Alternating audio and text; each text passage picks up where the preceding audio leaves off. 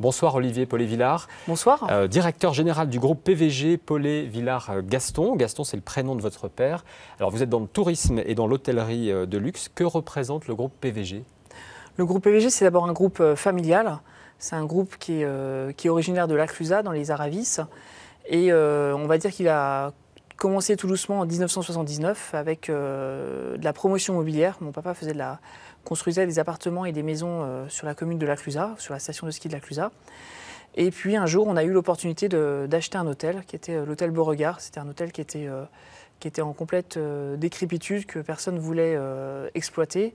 Et mon papa a eu le courage en 92 de se dire, allez, on se lance dans l'aventure du tourisme et de l'hôtellerie, de l'accueil des gens.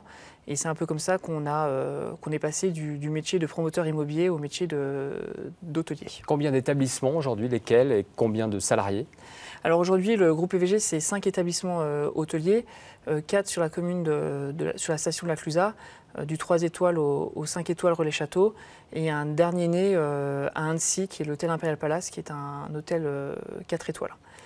En termes de salariés, on a jusqu'à 400 collaborateurs l'hiver, 200 à Annecy et 200 à La Clusaz. Et à l'intersaison, quand les saisons sont basses, on descend à peu près à 60 collaborateurs sur La Clusaz. Alors vous le disiez, La Clusaz, tout est parti de La Clusaz et vous êtes encore en grande partie à La Clusaz. Pourquoi cette fidélité à cette commune? La Clusaz, c'est mon cœur, c'est là où je suis né, j'ai fait mon école là-bas, je suis allé au club de ski à La Clusaz. J'ai mes amis aussi qui sont de là-bas. Et c'est vrai que La Clusaz, c'est notre territoire, on connaît par cœur. Les gens nous font confiance, on fait travailler les entreprises aussi, ça c'est très important que les retombées aussi économiques se fassent localement. Vous auriez pu partir sur la Côte d'Azur par exemple, investir dans des hôtels de luxe sur la Côte d'Azur? Ah ouais, mais non. Non, je ne peux pas parce qu'il faut prendre la voiture ou un transport et moi je veux être dans mes hôtels. Je veux respirer le travail que mes équipes font. Parce que, vous aimez être au contact quasiment quotidiennement? Voilà, exactement. Quasiment tous les jours, je passe dans nos établissements et on prend la température. Et c'est ce qui permet après, derrière, de rapidement résoudre les problèmes, résoudre les petits problèmes qu'on peut avoir aussi au niveau social, structurel, et c'est très important. Alors, vous êtes une entreprise familiale. Ça aussi, c'est quelque chose, c'est une chose à laquelle vous tenez. Ça aurait été peut-être plus intéressant financièrement, par exemple, d'ouvrir le capital? Ah, ça c'est sûr, il y a beaucoup de gens qui viennent nous voir, mais je vais dire, vaut mieux être grand chez soi que petit chez les autres.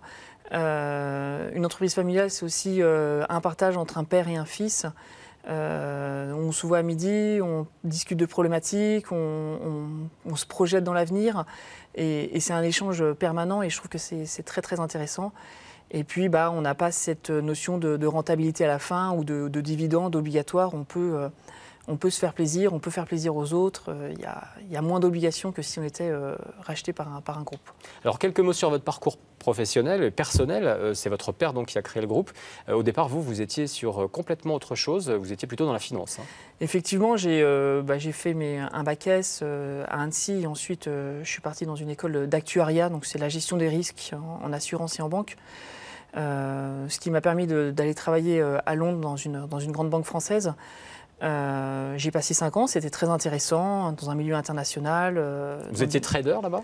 Non, j'étais pas trader, j'étais gendarme des traders, donc c'est un peu celui qui taperait sur les doigts de Jérôme Kerviel pour les gens pour les gens. Voilà, c'était très bien, très instructif. Mais très différent. Mais très différent de La Clusaz. Et puis un jour aussi, on veut avoir des enfants, on veut construire une famille. Et puis il y a un petit endroit où le papa il dit, qu'est-ce que tu veux faire plus tard? Est-ce que tu veux revenir dans les affaires? Est-ce que tu veux continuer ta vie avec des belles perspectives aussi à l'international? Et puis quand même, mon papa il a fait un beau parcours et on se dit voilà, c'est à notre tour peut-être de prendre la suite. Et le jour où je lui ai dit, je ne veux pas dire qu'il a fondu en larmes, mais il s'est dit waouh, j'ai quelqu'un qui va prendre derrière, je peux encore m'accrocher, je peux encore me projeter dans l'avenir. L'une de vos dernières acquisitions, la dernière acquisition d'ailleurs, c'est l'Imperial Palace à Annecy. C'est une petite infidélité à La Clusaz. Pourquoi ce rachat? Alors pourquoi l'Imperial Palace à Annecy? Déjà parce que La Clusaz c'était le ski et le ski. Et c'est vrai qu'avec les dernières années qu'on a eues, on peut se dire que le modèle ne sera peut-être pas pérenne à une vision 20 ans ou 50 ans. Donc on a voulu se diversifier un petit peu. Et donc, comme je voulais toujours respirer l'atmosphère qu'il y a dans nos affaires, je ne voulais pas aller trop loin. Et Annecy était vraiment une destination toute proche. Donc c'est pour ça qu'on a essayé de chercher un hôtel sur Annecy et qu'on a trouvé cette belle endormie qui était l'Imperial Palace. Merci beaucoup Olivier Paulet-Villard, merci beaucoup d'être venu dans ce journal. Merci pour votre invitation. Au revoir.